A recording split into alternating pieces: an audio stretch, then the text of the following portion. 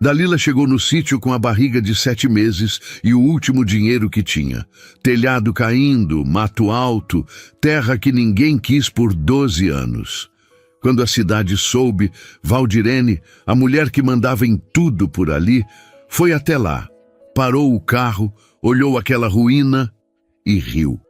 Riu aberto, sem esconder, e disse pela janela: "Não dura um mês." 2 anos depois, o restaurante de Valdirene estava fechado com cadeado. E naquela terra que ninguém queria, tinha fila de caminhão na estrada. Dalila tinha 31 anos, 7 meses de gravidez e 18.400 na conta. Era tudo. Não era muito, mas era o suficiente para fazer uma escolha. E Dalila sabia que essa seria a última escolha que ela faria com algum dinheiro na mão, então precisava ser a certa. A história de como ela havia chegado até ali era simples e doía do jeito simples que as histórias verdadeiras doem. Ela tinha trabalhado por 6 anos como auxiliar de cozinha no restaurante da cidade. Acordava às 5 da manhã, cortava, temperava, lavava, esfregava, fazia o que mandavam e fazia bem feito. Quando a barriga começou a aparecer, a demissão veio numa sexta-feira, educada, com papel assinado e tudo. O dono novo havia comprado o restaurante 2 meses antes e deixado claro, sem dizer com todas as letras, que grávida não entrava no plano dele. O marido havia ido embora antes disso. Uma manhã de terça-feira comum, Dalila acordou e ele não estava. Sem bilhete, sem explicação, sem nada além do cheiro do cigarro que ele fumava na varanda todas as noites. Ela ficou 3 dias esperando antes de entender que não tinha mais o que esperar. Aquela era uma cidade de pouco mais de 8.000 pessoas no interior, daquelas onde todo mundo sabe o nome de todo mundo e as notícias viajam mais rápido que carro. Então, quando Dalila ficou sozinha, grávida, demitida e com o marido sumido, a cidade inteira ficou sabendo antes do fim da semana. Alguns tinham pena, muitos tinham opinião. Ela não queria nenhuma das duas coisas. Com a rescisão somada às economias que guardava numa lata de biscoito debaixo da cama, dinheiro que nunca tinha contado para o marido, ela chegou ao número 18.400 lares. Para a cidade era pouco. Para o que ela estava planejando, era a única chance. O problema era que ela ainda não sabia o que estava planejando. Por 3 semanas, Dalila acordava, colocava a mão na barriga, olhava o teto e tentava montar um plano que fizesse sentido. Trabalhar onde? Com barriga de 7 meses, nenhum comércio da cidade ia contratá-la. Voltar para a casa da mãe em outro estado? Com que dinheiro? E para fazer o que depois? Abrir alguma coisa?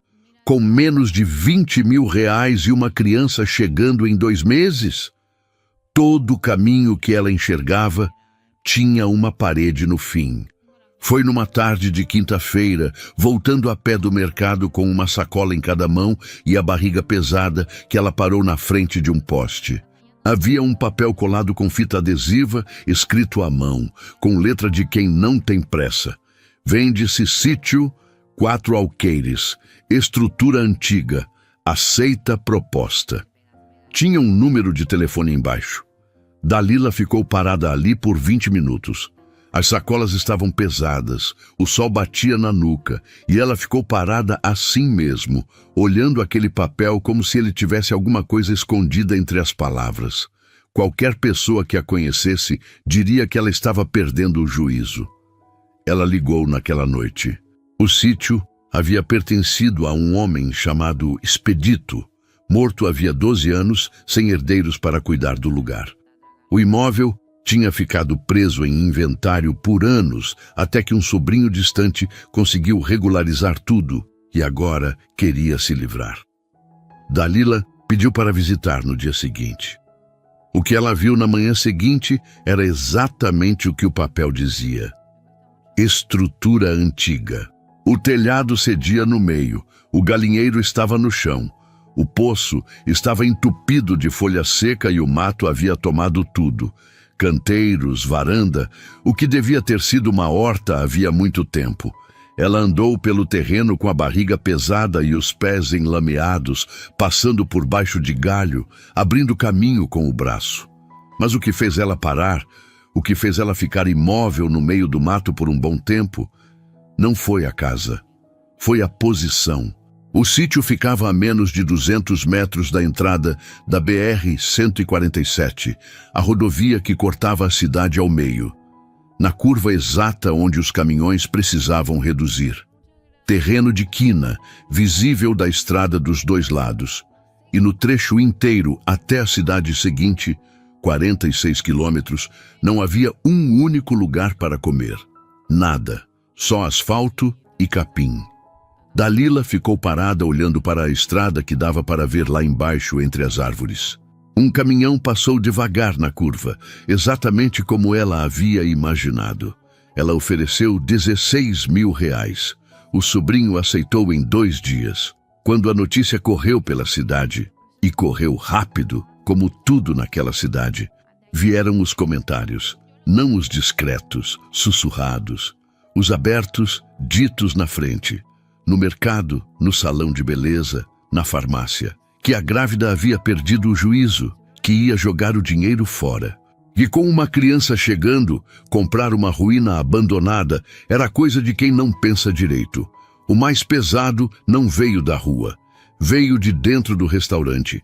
Valdirene Mesquita estava na mesa do canto, a mesma onde ela sempre recebia fornecedor e resolvia assunto, quando ouviu alguém contar o que Dalila havia feito. Ela tinha 52 anos, era dona do único restaurante da cidade, cunhada do vereador e conhecida de meio cartório. Em a cidade, quando Valdirene falava, as pessoas paravam para ouvir. Ela deixou o garfo descansar no prato, limpou a boca devagar com o guardanapo e disse sem levantar a voz para a mesa inteira ouvir. Deram o troco certo nela. Aquele lugar é maldito desde que o expedito morreu. Não dura 1 mês, depois voltou a comer. Ninguém na mesa contestou. Ninguém precisava. Era Valdirene quem estava falando. Do outro lado da cidade, Dalila não estava ouvindo nada disso. Ela estava no sítio, de joelho no chão, limpando um canteiro tomado pelo mato com luva de borracha e suor escorrendo pelo rosto, quando um homem velho apareceu na beirada da cerca com uma caixa de ferramentas debaixo do braço. Ela nunca tinha visto ele antes. Ele não se apresentou, não explicou nada. Apenas colocou a caixa no chão, olhou ao redor com o olhar de quem está avaliando um problema antigo e perguntou: "Por onde você quer começar?" Dalila ficou olhando para ele por um segundo. Depois apontou para o telhado. Seu Benedito tinha 70 anos, morava na chácara do lado havia décadas e havia conhecido o velho Expedito quando os dois ainda tinham cabelo. Ele não explicou por que havia aparecido, simplesmente apareceu e voltou no dia seguinte e no outro. Foi ele quem, numa tarde, parou atrás de Dalila enquanto ela limpava um canteiro e disse quase para si mesmo: "Isso aqui é Alfa, vaca do campo." O Expedito trazia muda de longe. Nunca vi igual em outro lugar. Dalila arrancou um ramo e levou ao nariz. O cheiro parou ela no lugar. Não era nada do que ela conhecia, mais fundo, mais adocicado, com alguma coisa no fundo que não tinha nome, quase defumado, quase doce, mas sem ser nenhum dos dois. Ela ficou imóvel ali por um tempo, com o ramo no nariz e a barriga pesada e o sol descendo lá fora. Naquele momento, ela não sabia ainda o que aquele cheiro significava, mas guardou as mudas naquela mesma tarde, com o cuidado de quem move algo precioso, mesmo sem saber ainda o quanto. Com os 2.400 reais que sobraram, Dalila fez uma lista. Cal, telha usada, sementes, 12 pintinhos, um fogão a gás, 3 mesas de piquenique de segunda mão que ela achou num anúncio e buscou ela mesma, dirigindo com a barriga encostando no volante. Seu Benedito olhou para as mesas quando ela chegou com elas na caçamba emprestada e não disse nada. Apenas foi buscar a caixa de ferramentas.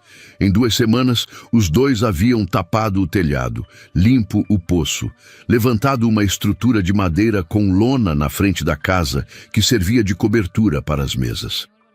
Dalila cozinhava no fogão novo dentro da cozinha velha, com a janela aberta porque o calor era pesado e a fumaça precisava sair. Seu Benedito consertava o que precisava ser consertado, sem pedir e sem esperar elogio. Ela não tinha placa, não tinha nome. Tinha um cartaz de papel sulfite colado num pedaço de madeira fincado na beira da estrada, com os 4 itens do cardápio e o preço escrito à caneta. O primeiro dia foi silêncio. Nenhum carro parou. O segundo dia foi igual. No terceiro dia, no fim da tarde, uma caminhonete desacelerou, passou devagar e então parou no acostamento. O motorista desceu, olhou para a estrutura, olhou para o cartaz e ficou 1 segundo ali parado, como se estivesse tomando uma decisão. Entrou. Eustáquio tinha 48 anos, vinha de Minas e havia parado porque estava com fome e não queria dirigir mais 40 quilômetros até a próxima cidade com o estômago roncando. Não foi por outra razão. Ele deixou isso claro quando sentou. Olhou ao redor com a expressão de quem está acostumado a avaliar rápido se um lugar vai prestar ou não, e pediu o frango com a economia de palavras de quem faz isso todo dia. Dalila serviu a galinha ao molho pardo com arroz soltinho e farofa de manteiga, temperada com a alfavaca do campo da horta que ela havia transplantado com tanto cuidado semanas atrás. Eustáquio comeu. Não falou nada no meio, não elogiou, não reclamou, não fez comentário nenhum. Terminou o prato, levantou, foi até a caminhonete e voltou. Ficou em pé na frente dela com uma expressão que Dalila não soube ler de imediato. "O que foi que você colocou aí?" ele perguntou. "Tempero da horta", ela respondeu. Ele ficou olhando para ela por 1 segundo. Depois olhou para a janela, como se estivesse tentando localizar a horta lá fora. "Nunca comi nada assim na vida", ele disse. E não parecia elogio exagerado. Parecia espanto genuíno, do tipo que a pessoa não planejou sentir. Pagou, anotou o número do cartaz no celular e foi embora. Dalila ficou parada no meio da cozinha depois que a caminhonete sumiu na curva. Seu Benedito estava lavando a louça do lado e não disse nada, mas ela viu o canto da boca dele subir um pouco. 3 dias depois, Eustáquio voltou. E não veio sozinho. Havia mais 2 caminhonetes atrás da dele. Os motoristas desceram, sentaram, pediram sem olhar muito o cardápio, como se já soubessem o que queriam antes de chegar. Um deles, um homem chamado Josivaldo, de Goiás, comeu em silêncio e no fim ficou um tempo com o garfo parado no prato, olhando para a mesa, como se estivesse tentando entender alguma coisa. "Tem gosto de casa", ele disse, sem estar falando com ninguém em específico. E eu nem sei direito o que isso quer dizer. Naquela semana, Eustáquio havia mandado mensagem para 8 motoristas que faziam a mesma rota. Não tinha escrito muito.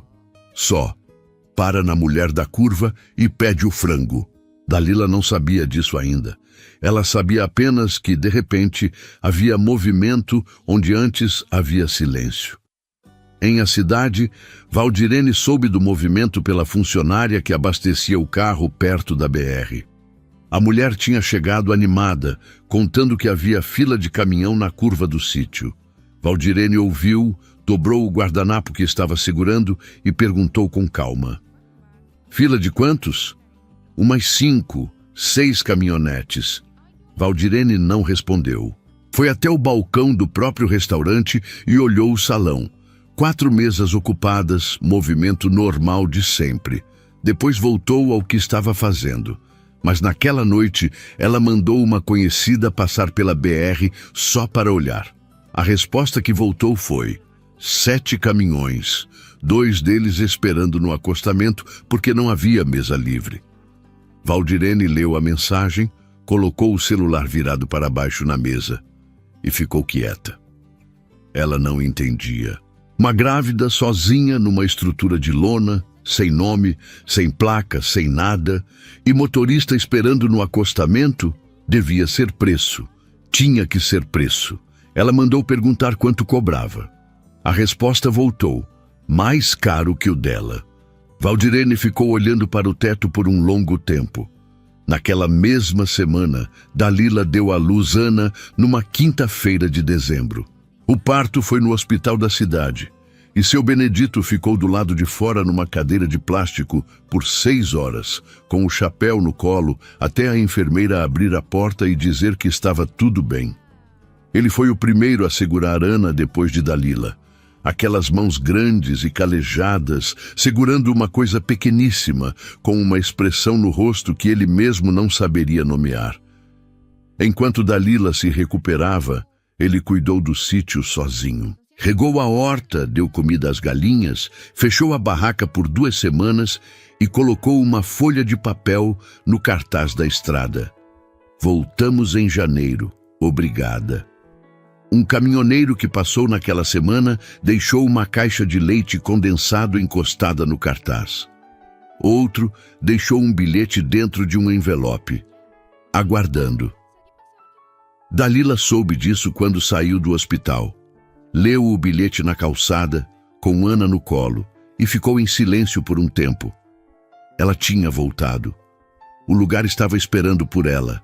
Mas o que ela ainda não sabia era que Valdirene também estava esperando, e que o sorriso tranquilo da mulher mais poderosa da cidade escondia algo que Dalila levaria meses para descobrir. Janeiro chegou, e o restaurante Sítio Esperança abriu com nome na placa. Dalila havia pedido para seu Benedito pintar o nome numa tábua de madeira. Ele pintou com tinta branca, letra por letra, sem pressa. Ficou torto no canto esquerdo. Ela deixou assim. O cardápio tinha agora 11 itens. A especialidade era a galinha ao molho pardo, preparada com as galinhas do próprio terreno, temperada com a alfavaca do campo, servida com arroz e farofa de manteiga. Ana dormia num berço improvisado no canto da cozinha, enquanto a mãe cozinhava. E os motoristas que chegavam cedo, às vezes olhavam para a criança dormindo e abaixavam a voz sem que ninguém pedisse. O boca a boca entre caminhoneiros não funciona como anúncio. Funciona como confiança. Um fala para outro, o outro testa, confirma e repassa. E quando a confirmação vem de 5, 6, 10 pessoas diferentes que não se combinaram, vira certeza. Em fevereiro, havia motoristas que desviavam meia hora da rota só para passar pela curva da BR-147. Nenhum deles conseguia explicar direito o porquê. Diziam que a comida era diferente, que era a melhor que já tinham comido. Mas quando tentavam ser mais específicos, as palavras escorregavam. Josivaldo, o motorista de Goiás, tentou descrever para um colega pelo rádio numa tarde e ficou um longo tempo em silêncio antes de dizer: "Não sei o que tem naquele tempero, mas parece que a comida abraça você por dentro." A frase circulou. Virou descrição, virou convite. 2 motoristas de outra rota fizeram questão de testar só por causa dela. Foi nessa época que Valdirene começou a sentir o chão mexer debaixo dos pés. Ainda de leve, mas sentiu. O sinal mais claro veio numa segunda-feira, quando um dos seus fornecedores de frango chegou para a entrega semanal. E no meio da conversa, mencionou que havia recebido uma consulta de um restaurante novo na estrada, perguntando sobre preço e volume. Valdirene perguntou o nome. O homem disse que não tinha nome fixo ainda, que era o Sítio da Curva. Ela ficou quieta. Depois perguntou quanto volume o lugar havia pedido. O fornecedor hesitou um segundo antes de responder. Era quase o dobro do que ela pedia por semana. Valdirene dispensou o homem, foi até a janela e ficou olhando a rua da cidade. Depois, pegou o telefone e ligou para o vereador Cícero, seu cunhado. "Você passou pela BR ultimamente?" ela perguntou. "Passei semana passada", ele disse. "Tinha fila." Eu sei que tinha fila. Quero saber se você conhece alguém na prefeitura que cuida de alvará de estabelecimento em área de rodovia. Cícero fez uma pausa curta. Depois disse que conhecia sim. Valdirene desligou sem mais explicação. Ainda não era hora de agir, mas ela estava prestando atenção. E quando Valdirene prestava atenção em alguém na cidade, essa pessoa, cedo ou tarde, sentia. Do outro lado da cidade, Dalila não sabia de nada disso. Ela estava com um problema mais imediato. Numa quarta-feira de março, sem aviso nenhum, o movimento dobrou. Não havia explicação clara. Nenhum evento, nenhuma data especial. Os motoristas simplesmente apareceram em número maior. E junto com eles vieram os primeiros diaristas das fazendas de soja e milho que ficavam a 2 quilômetros da BR. Homens que cruzavam aquela curva 2 vezes por dia e que até então paravam em casa ou levavam lanche de casa. Um deles entrou pela primeira vez quase por acidente. Havia esquecido o lanche e estava com fome. E o sítio era o mais perto. Comeu, foi embora. Voltou no dia seguinte com 3 colegas. Na hora do almoço daquele dia, Dalila estava sozinha na cozinha, com Ana no canguru no peito e 2 panelas no fogão, quando percebeu que havia mais gente esperando do lado de fora do que mesas disponíveis. Ela saiu, contou as pessoas, voltou para a cozinha e ficou parada por 1 segundo olhando para o fogão. Seu Benedito apareceu na porta da cozinha. "Precisa de mais uma panela", ele disse. "Eu sei", ela respondeu. "Eu tenho uma em casa." Ele foi buscar. Voltou em 10 minutos e ficou ajudando a servir sem que ninguém precisasse pedir. A partir dali, Dalila começou a adaptar. Criou o sistema de marmita embalada para os trabalhadores que precisavam levar para o campo. Acordava mais cedo, dormia mais tarde e Ana ia junto em tudo. No canguru na cozinha, no berço perto do fogão, nos braços de seu Benedito, quando a menina acordava no meio do movimento e a mãe não podia parar. Em abril, o sítio Esperança tinha fila todos os dias no horário do almoço. Foi numa quarta-feira de maio que aconteceu o que ninguém havia previsto. Dalila estava na cozinha quando seu Benedito entrou pela porta dos fundos com uma expressão diferente no rosto. Não era preocupação, era espanto. "Vai lá fora", ele disse apenas. Ela saiu com Ana no colo e parou na beirada da estrada. A BR-147 estava travada, não por acidente, não por obra, por fila. Havia 23 caminhões encostados no acostamento antes do sítio, esperando vez. Do outro lado, uma linha de caminhonetes de fazenda se estendia pela entrada de terra. Gente parada do lado de fora, gente sentada nas mesas, gente caminhando a pé desde 200 metros atrás, porque não havia onde parar mais perto. Um motorista que passava pela rodovia naquele momento, sem saber o que era aquilo, freou o caminhão, desceu e perguntou para o homem mais próximo o que havia acontecido. O homem respondeu sem tirar os olhos da fumaça que subia do sítio acima das árvores. "Nada não. É o restaurante." O motorista olhou para a fila, olhou para a fumaça e foi para o fim da fila sem fazer mais perguntas. A imagem chegou a Valdirene por 3 caminhos diferentes antes do fim do dia.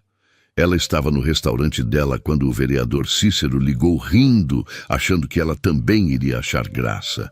Valdirene não riu, desligou, foi até a janela e olhou o salão. 3 mesas ocupadas, movimento fraco. Naquela noite, ela ligou de volta para Cícero. E dessa vez a conversa foi diferente, mais séria, mais direta. O que os dois planejaram naquela noite, Dalila ainda não sabia. Mas estava chegando, e chegaria numa manhã de terça-feira, dentro de um envelope com papel timbrado e assinatura de fiscal. O envelope chegou numa terça-feira de manhã. Dalila estava na cozinha quando seu Benedito trouxe da caixa de correspondência e colocou na mesa sem dizer nada. O papel timbrado da prefeitura já dizia tudo antes mesmo de ela abrir. Ela leu em pé, com Ana no canguru no peito e o fogão ainda aceso atrás dela. Leu 2 vezes, depois uma terceira. Era uma notificação alegando que o restaurante operava sem alvará adequado para estabelecimento comercial às margens de rodovia estadual. Dava prazo de 15 dias para regularização, ou o estabelecimento seria interditado. Ela dobrou o papel, colocou na gaveta e foi servir o almoço. Mas o que ela não sabia ainda era que os formulários de regularização que ela havia protocolado meses antes estavam parados numa gaveta da prefeitura. Não perdidos, parados. Retidos na mesa de um funcionário chamado Geraldo, que havia recebido uma orientação muito clara de não movimentar aquele processo. Naquela semana, o movimento no sítio continuou normal. Os caminhoneiros chegavam, comiam e iam embora. Eustáquio parou na quinta-feira como de costume, percebeu que Dalila estava mais quieta que o normal e perguntou se estava tudo bem. Ela disse que estava resolvendo umas coisas de papel. Ele não perguntou mais, mas ficou um pouco mais antes de ir embora, tomando o café devagar, como se soubesse que a presença dele ali tinha algum valor mesmo sem dizer nada. Na semana seguinte, antes que o prazo da notificação vencesse, chegou a segunda parte do plano de Valdirene. Uma van branca estacionou na entrada do sítio numa manhã de segunda-feira. Desceram 2 homens com prancheta e colete de identificação da vigilância sanitária. O fiscal responsável pela vistoria era Rodrigo Santana, um homem que Dalila não conhecia, mas que conhecia muito bem Valdirene. Eram amigos de longa data, do tipo que resolve favor sem precisar falar de favor. A vistoria durou 2 horas. Dalila acompanhou tudo. Respondeu tudo que foi perguntado. Mostrou a cozinha, a horta, o galinheiro, o armazenamento. Ela sabia que o lugar estava em ordem. Havia se preocupado com isso desde o começo, porque sabia que não podia dar brecha. Os fiscais foram embora sem dar veredicto na hora. Disseram que o laudo sairia em alguns dias. O laudo saiu em 3 dias. E quando chegou, Dalila ficou parada segurando o papel por um longo tempo. As infrações estavam classificadas como graves. 3 delas. Suficientes para a suspensão imediata das atividades enquanto as correções não fossem feitas e uma nova vistoria não fosse realizada. Processo que levaria semanas, talvez meses. Ela leu cada item, releu, procurou nos seus próprios registros o que havia sido observado durante a vistoria. As anotações que ela mesma havia feito no dia diziam coisas diferentes do laudo. O que os fiscais tinham chamado de observação simples no momento da visita, agora aparecia no papel como infração grave. Ela não entendeu, mas sentiu. Naquela noite, depois que Ana dormiu, Dalila sentou à mesa com uma caneta e começou a ler cada linha de cada documento. A notificação, o laudo, os formulários que ela tinha cópia. Marcava o que não entendia, que era quase tudo. Eram 3 pilhas de papel e muita coisa escrita num português de lei que parecia ter sido feito para confundir. Foram 3 noites assim. 3 noites com a luz acesa tarde, a caneta na mão e Ana dormindo no quarto ao lado. Na 4ª noite, ela estava no mesmo lugar quando ouviu uma batida leve na porta dos fundos. Era seu Benedito, que havia visto a luz acesa tarde demais por dias seguidos e havia atravessado o terreno no escuro para ver o que estava acontecendo. Ela mostrou os papéis sem dizer nada. Ele sentou, colocou os óculos que trazia no bolso do peito e leu com aquela lentidão de quem quer entender de verdade. Ficou em silêncio por um tempo depois de terminar. Depois disse: "Tem coisa errada aqui.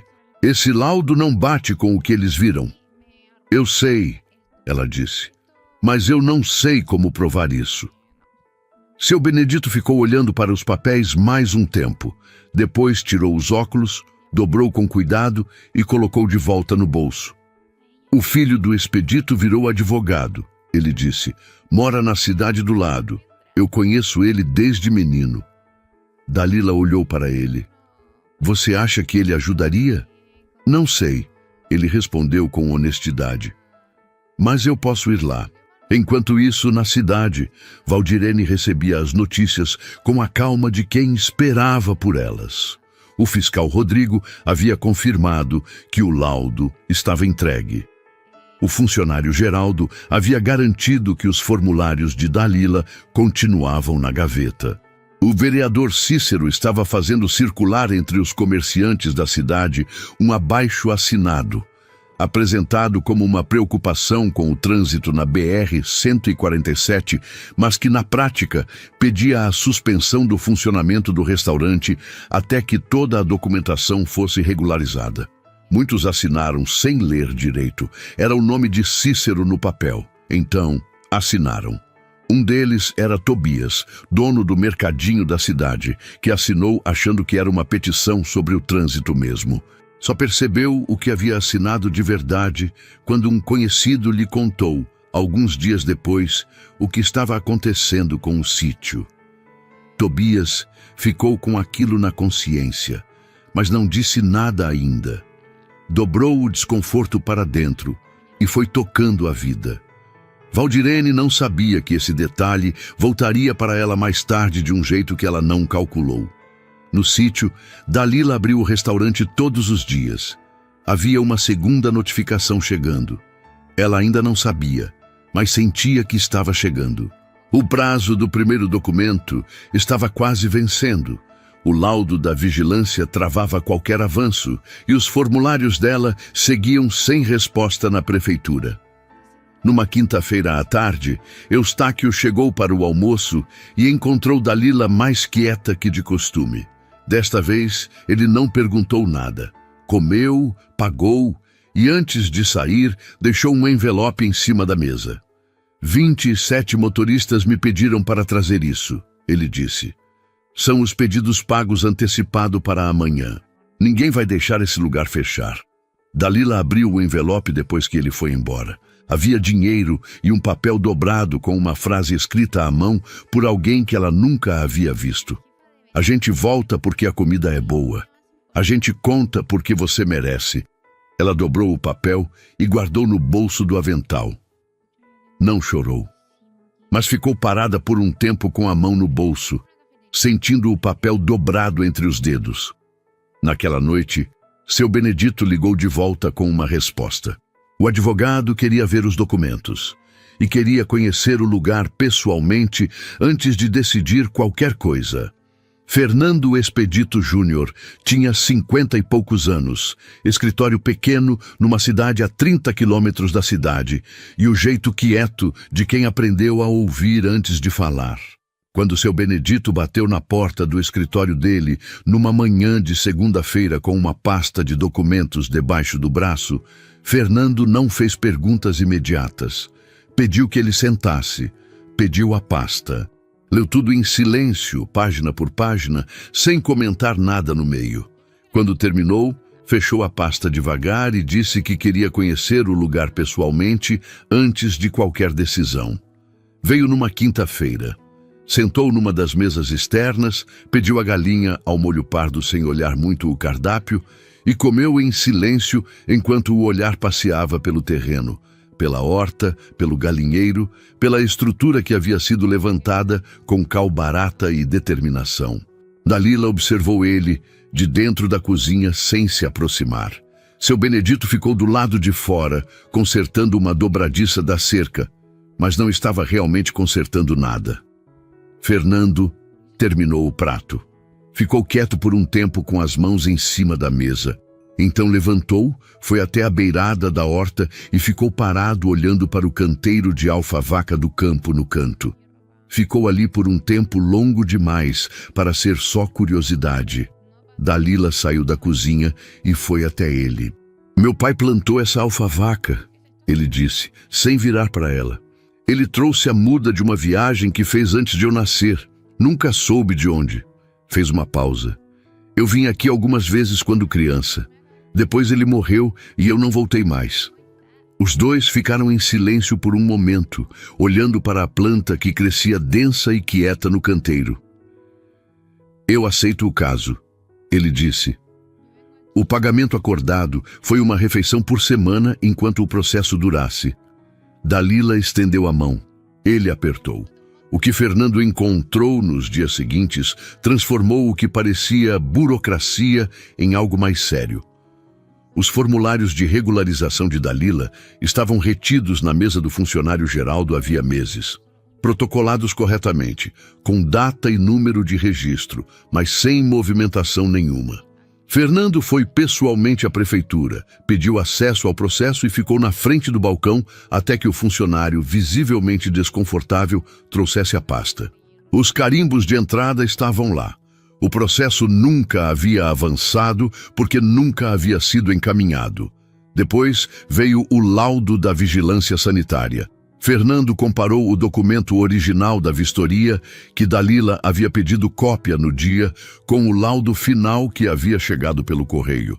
A classificação de gravidade das infrações era diferente. A letra era diferente do restante do documento. E havia uma rasura visível na ficha original de vistoria, no campo exato onde a gravidade havia sido alterada. Ele ficou olhando para os dois documentos lado a lado por um longo tempo. Não era descuido. Era intencional. Fernando reuniu tudo, os formulários retidos, o laudo com rasura, os registros de protocolo, e montou um dossiê. Depois foi até a prefeitura uma segunda vez, desta vez com o advogado mesmo, e protocolou uma contestação formal ao processo de notificação.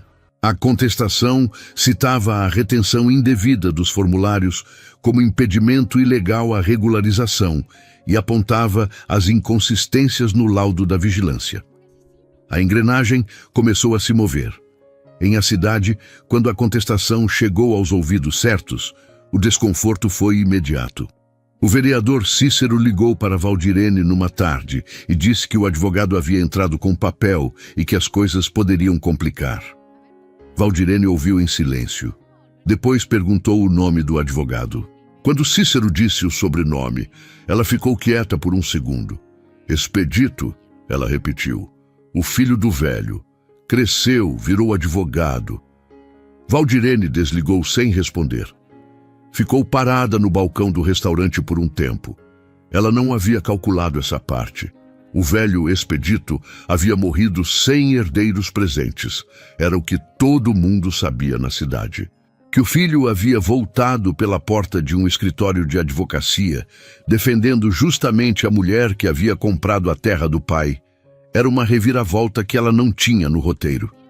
Mas Valdirene não era o tipo de pessoa que mudava de posição por causa de um contratempo.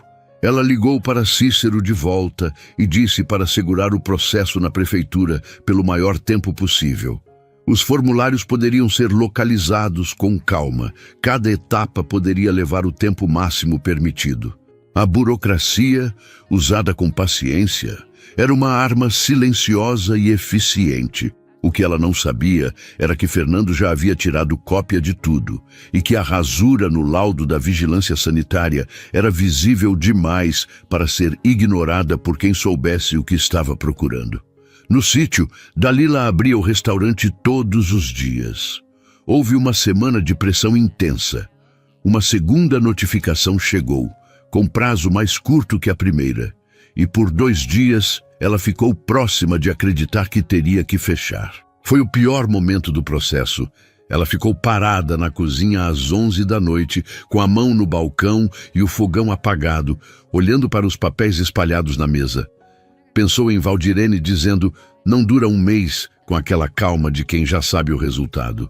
Depois, olhou pela janela para o canteiro de alfavaca do campo lá fora, escuro, quieto.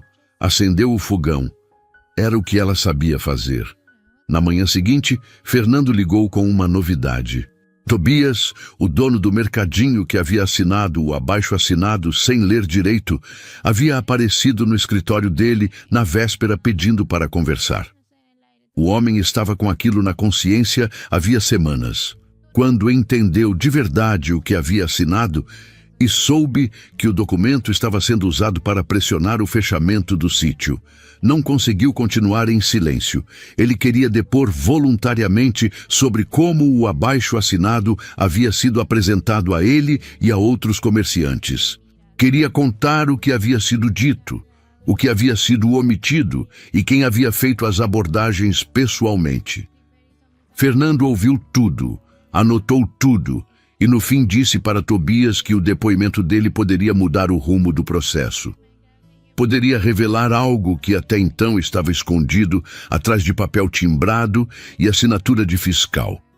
E quando Dalila ouviu isso pelo telefone, sentada na mesa da cozinha com Ana no colo, ela não sentiu euforia.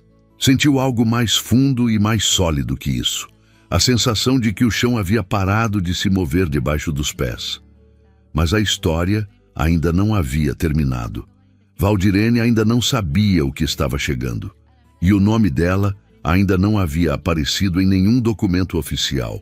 Isso estava prestes a mudar. O depoimento de Tobias durou 2 horas. Ele contou tudo com a precisão desconfortável de quem guardou algo por tempo demais e agora precisava se livrar do peso. Disse como o abaixo-assinado havia sido apresentado a ele como uma preocupação de vizinhança com o movimento na BR-147, nada mais. Disse que o vereador Cícero havia feito a abordagem pessoalmente no balcão do mercadinho, num tom de conversa casual que não deixava espaço para perguntas, e disse que numa das rodadas de coleta de assinaturas, Valdirene havia estado presente, não como figura de fundo, mas conduzindo a conversa, escolhendo as palavras, decidindo o que contar e o que omitir. Fernando anotou tudo. Quando Tobias terminou, perguntou se ele estava disposto a assinar um documento formal com o que havia relatado. Tobias ficou em silêncio por um momento. Depois disse que sim. Com o depoimento em mãos, Fernando tinha o que precisava para ir além da contestação burocrática. O dossiê agora mostrava um caminho claro. Formulários retidos intencionalmente, laudo adulterado com rasura visível, abaixo-assinado construído com informação distorcida e participação direta de pelo menos 2 pessoas com cargo público e uma com influência sobre elas. Ele levou tudo a uma corregedoria administrativa, não com barulho, não com declaração pública, mas com papel, protocolo e número de registro. A investigação foi aberta em silêncio, como essas coisas costumam começar. Valdirene não soube de imediato. Por 2 semanas, a vida na cidade seguiu o ritmo normal.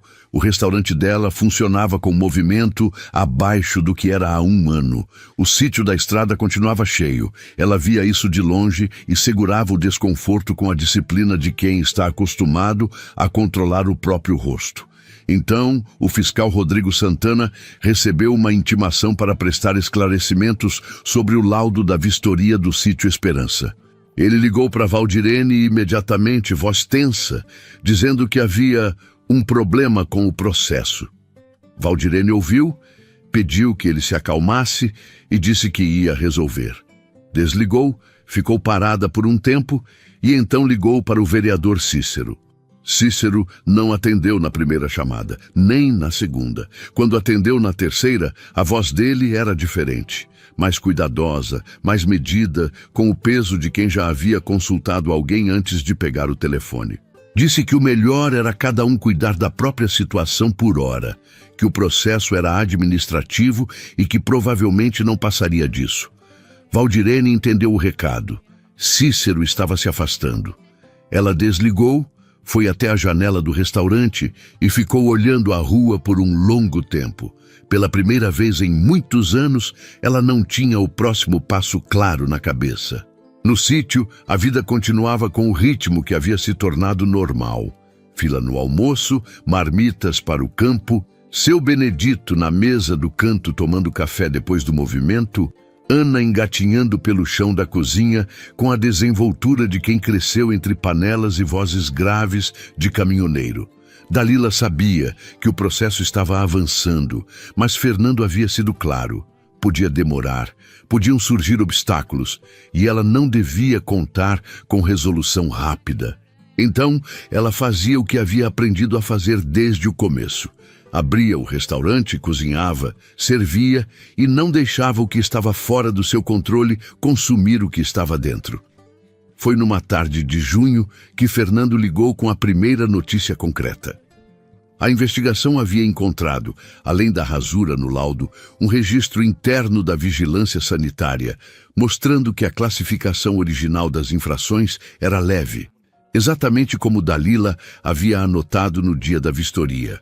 A alteração para grave havia sido feita depois, à mão, pelo próprio Rodrigo Santana, sem autorização e sem novo protocolo. A prova estava nos arquivos internos do órgão, que a investigação havia acessado. Rodrigo não tinha mais como sustentar a versão que havia dado.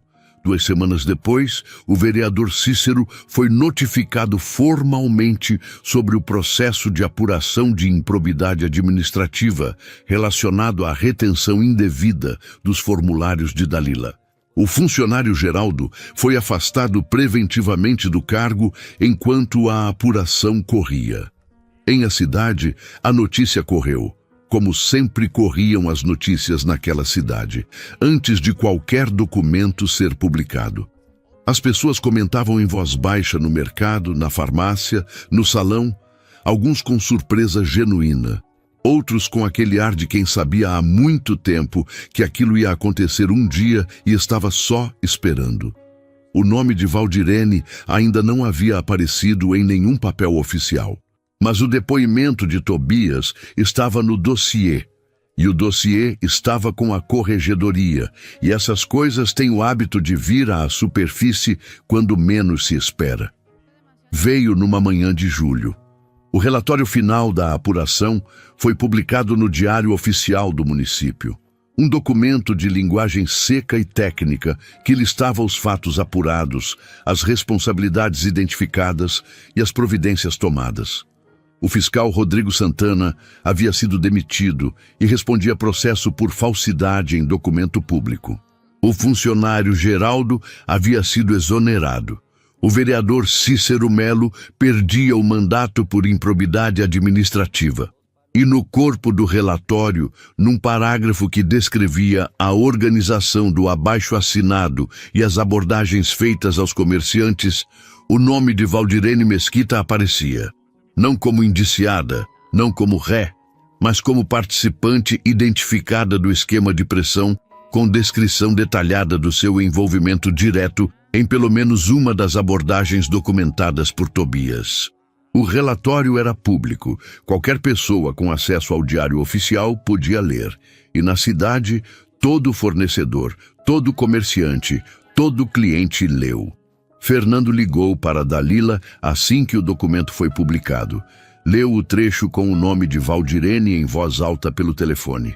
Depois disse que o alvará do restaurante havia sido concedido retroativamente com nota formal da prefeitura, reconhecendo a irregularidade no processo anterior. Dalila ouviu em silêncio. Quando Fernando terminou, ela ficou quieta por um momento. Acabou? Ela perguntou.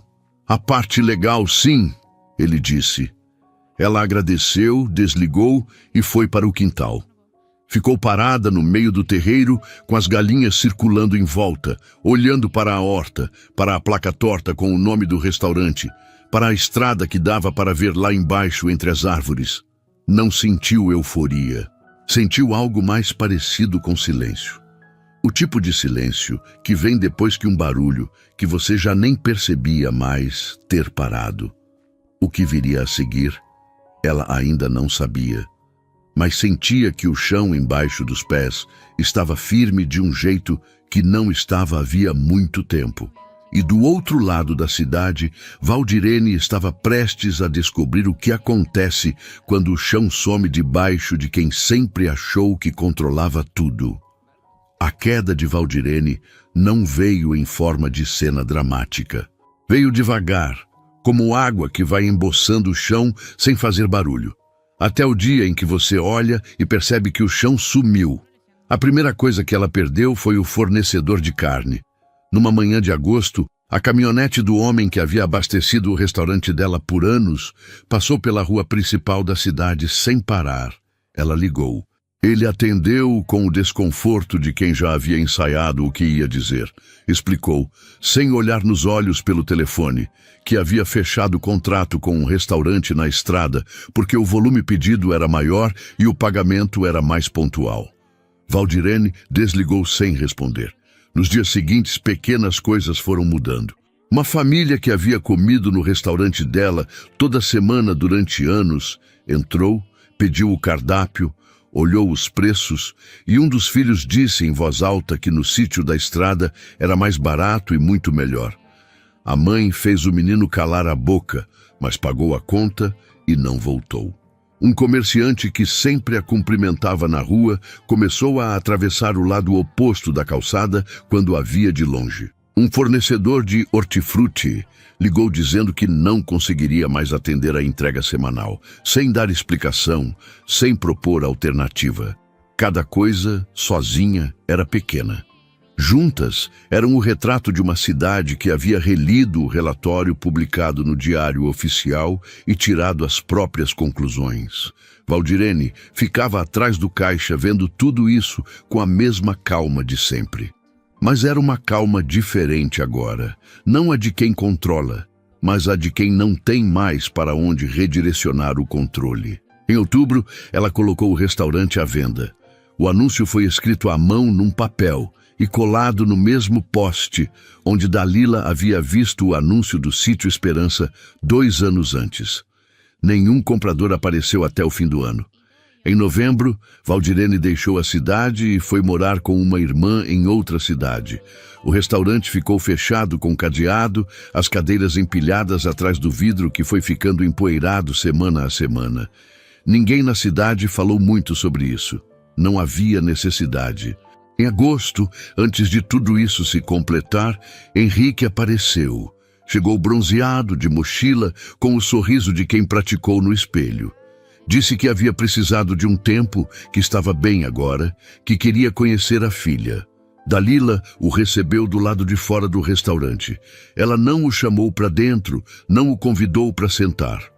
Ficou de pé na entrada com Ana no colo e farinha no avental. Ouviu tudo o que ele tinha a dizer sem interromper. Quando ele terminou, ela disse com a mesma calma com que havia feito tudo nos últimos 2 anos. Você pode ver a Ana. Não vou negar isso nem a você, nem a ela.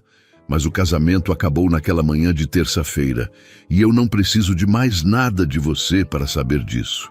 Henrique ficou 2 dias na cidade. Saiu andando desconfortável pelas ruas, sentindo o olhar de cada pessoa que sabia a história. E na cidade, todo mundo sabia. Foi embora sem fazer cena, sem tentar negociar. Talvez porque ficou claro para ele, olhando de fora, que o que Dalila havia construído sozinha era mais do que os dois teriam construído juntos. Em setembro, pelo advogado Fernando, ela protocolou o divórcio. Henrique assinou os papéis sem contestar nada. O restaurante Sítio Esperança terminou o primeiro ano completo de operação, com fila de espera aos fins de semana. 6 funcionárias contratadas, todas mulheres da região que precisavam de trabalho e que Dalila havia escolhido uma a uma. A horta havia triplicado, 64 galinhas no terreiro. O contrato de fornecimento de seu Benedito, formalizado em papel, porque ele havia decidido reformar a chácara e plantar mais alfavaca para vender ao restaurante.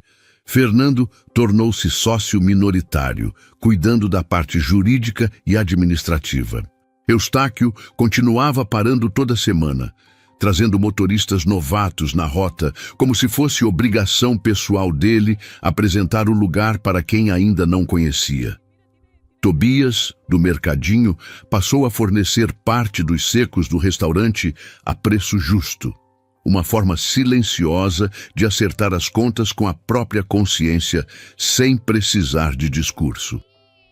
Josivaldo, o motorista de Goiás que havia dito que a comida abraçava por dentro, começou a trazer o filho adolescente nas viagens que passavam por ali. O menino havia dito, numa dessas visitas, que aquele era o único lugar onde a comida tinha gosto de casa, mesmo nunca tendo estado ali antes. No canto do salão, Havia uma mesa com uma plaquinha simples de madeira escrita à mão por Dalila numa tarde. Mesa do Benedito. Seu Benedito havia dito que não precisava de homenagem nenhuma. Ela havia dito que sabia, mas que ia fazer assim mesmo. Ele nunca escolheu outra mesa. Numa tarde de chuva de julho, depois que o restaurante havia fechado mais cedo, seu Benedito consertava a cerca do galinheiro quando Dalila saiu com Ana no colo. Os dois ficaram parados olhando a chuva cair sobre a horta, sobre o canteiro de alfavaca do campo que crescia mais denso do que quando ela havia chegado, como se a terra estivesse respondendo a alguma coisa. Foi ali que ele contou. Meses antes, um botânico da Universidade Estadual havia passado pelo sítio querendo identificar a planta. Seu Benedito havia deixado ele coletar uma amostra sem dar muita importância. O homem voltara semanas depois com um laudo dizendo que a alfavaca do campo do sítio Esperança era uma variedade que ele não conseguia classificar em nenhum catálogo existente. Aparentemente endêmica daquele solo específico, sem registro em nenhuma outra propriedade do estado. A planta não crescia em outro lugar. Não havia como reproduzir o sabor fora dali. Quem quisesse sentir, sabia onde ir. Dalila ouviu tudo em silêncio, com a chuva batendo no telhado e Ana adormecendo no seu colo. Não sentiu surpresa. Sentiu algo mais parecido com reconhecimento. Como se aquilo confirmasse o que ela havia sentido desde aquela tarde em que arrancou um ramo do mato e levou-o ao nariz, sem saber ainda o quanto aquele cheiro valeria. Ela não contou para ninguém. Não havia necessidade. Quem precisava saber, já sentia. Cada vez que sentava à mesa e ficava em silêncio depois do primeiro garfo, tentando nomear o que havia acabado de provar e não conseguindo. Ana cresceu entre o cheiro de alfavaca e o barulho dos caminhões, entre a voz rouca de seu Benedito e as gargalhadas dos motoristas no salão. Os que conheceram Dalila desde o começo dizem que a menina já tem o mesmo jeito quieto e firme da mãe. O jeito de quem planta em terra que todo mundo disse que não prestava. Espera. E não sente nenhuma necessidade de explicar para quem riu. Tem gente que ri quando vê alguém começar do zero, até perceber que estava rindo no lugar errado. Nem toda terra pobre é vazia. Às vezes, só estava esperando a pessoa certa. Dalila não respondeu ninguém. Ela construiu. Se essa história te lembrou que resultado fala mais alto que opinião, deixa o like e me conta nos comentários. Você teria acreditado nela ou teria rido também? Vamos a buscar ideas.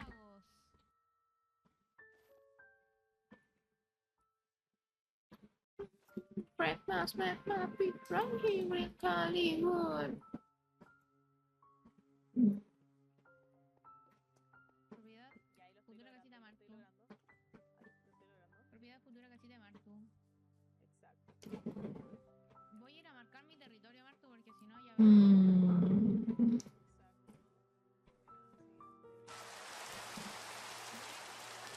Ya. ¿Por qué estoy acá? La verdad que estaba acá yo. ¿Cuánta gente queda? Bueno, es que igual llevo caleta. A ver qué dice.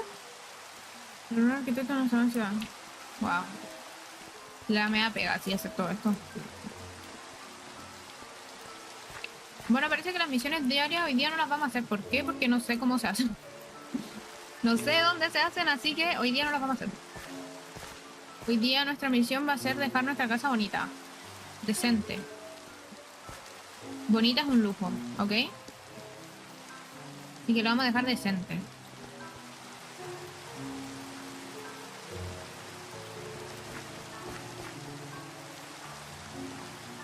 ¿Por qué alguien está peleando con un Sigtrooper?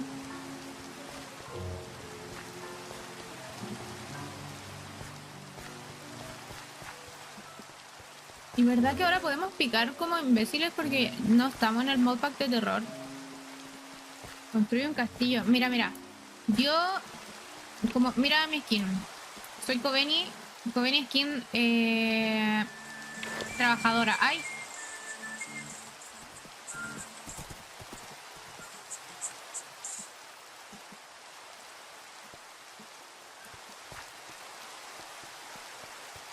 Bueno, Kobeni skin trabajadora. Entonces voy a Me ponerme... confundí de lado.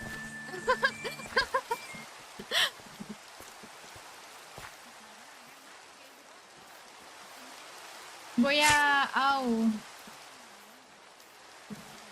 Voy a ponerme una cafetería. Pero igual una cafetería grande. No sé qué te parece.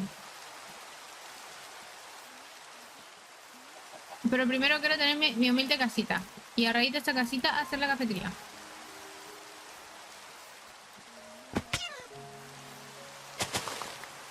Clipea eso del Fador. Clipea lo que acaba de pasar del Fador. Porque mis mods no están aquí trabajando. Clipéalo y se lo pasáis a la Sloppy.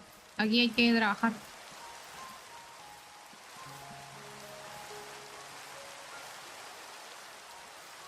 Laburando, pues laburando. Ya.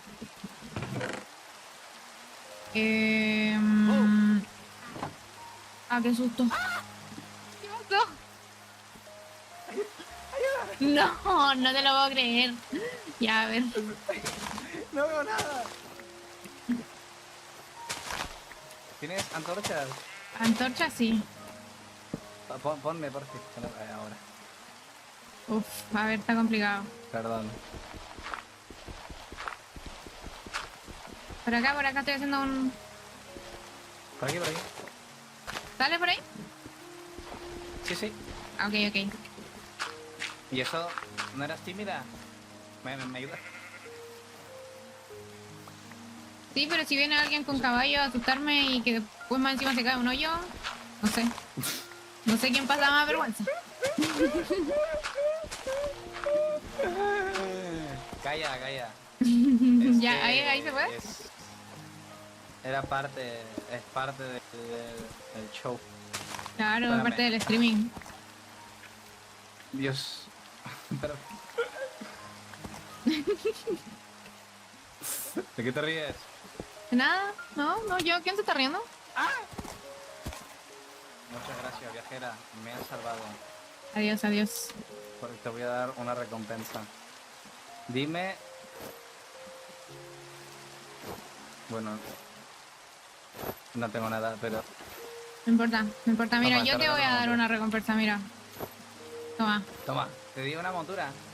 yo te di un pingüino bebé. Cuídalo, cuídalo. ¿Cómo que no lo quieres? Pero si no te me paso, te agarra... Pero míralo, míralo. Es un pingüino bebé, ¿cómo no lo vas a querer? Ah, bueno, tengo tijeras, tengo un montón de tijeras. Ahí tengo tijeras. Bueno, me voy. Bueno, Listo. Sigo mi adiós. camino. Hasta Que vaya luego. bien. Que no te caigas.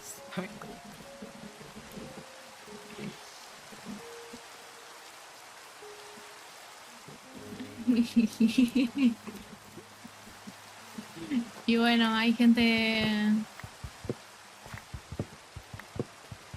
Y gente. Agradezco que no me haya pasado a mí. Lo bueno es que nos salvó un poco, porque nos regaló una montura. Y nos hace bastante falta.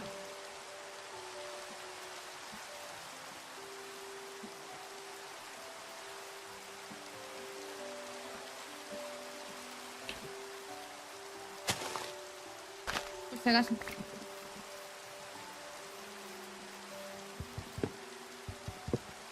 Loco, no me lo sé. Vamos. Sí, buena onda.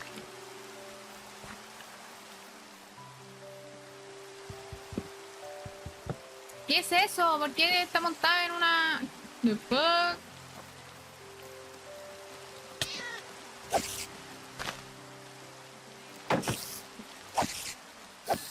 Listo.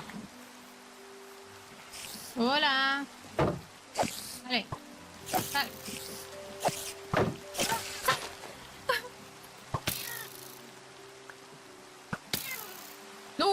Mamita.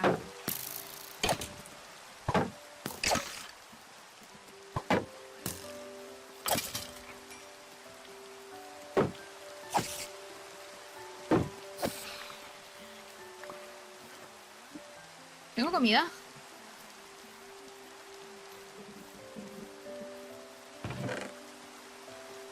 Y si tengo comida, chica. La pregunta ofende. Y se acaba lo que menos le da. A ver, espérate.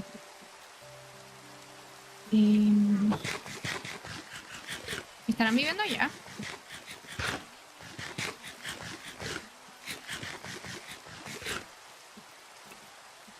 Ya, a ver.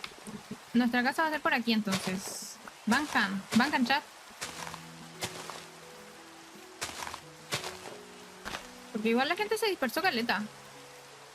Mira, mira, ¿y estos qué onda? No, y son los que me habían adoptado, se fueron. Bueno. Menos mal. No me hubiera ido a Colchana con ellos.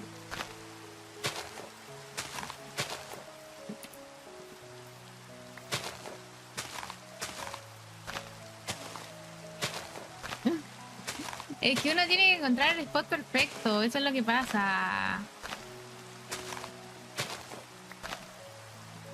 Y este spot me parece bastante...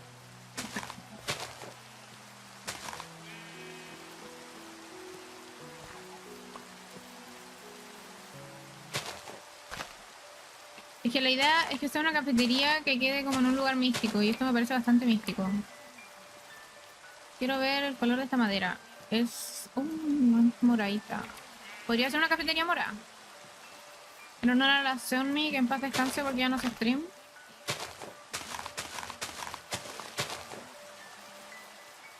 Y quiero madera oscura, pero para allá están ellos. Entonces me da como vergüenza. A ver, ¿esto me sirve?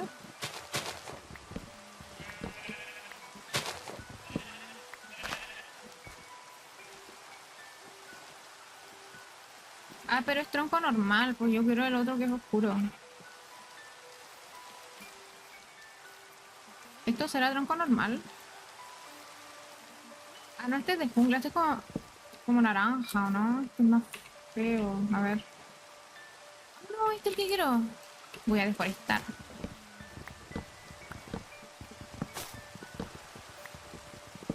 Caminando, vengan. Digamos caminando. Lo que yo tengo... Uy, Dios. Ahí está, ahí ya por fin se está haciendo de día. Hola, soy yo. ¿Aló? Es que sonaba un teclado. ¿Qué suena? Lo siento. Hola, mucho gusto. Soy yo y mi nula suspensión de ruido. Hola, Ella es, mucho la gusto. ella es la NPC número 1. Ah, hola, supongo.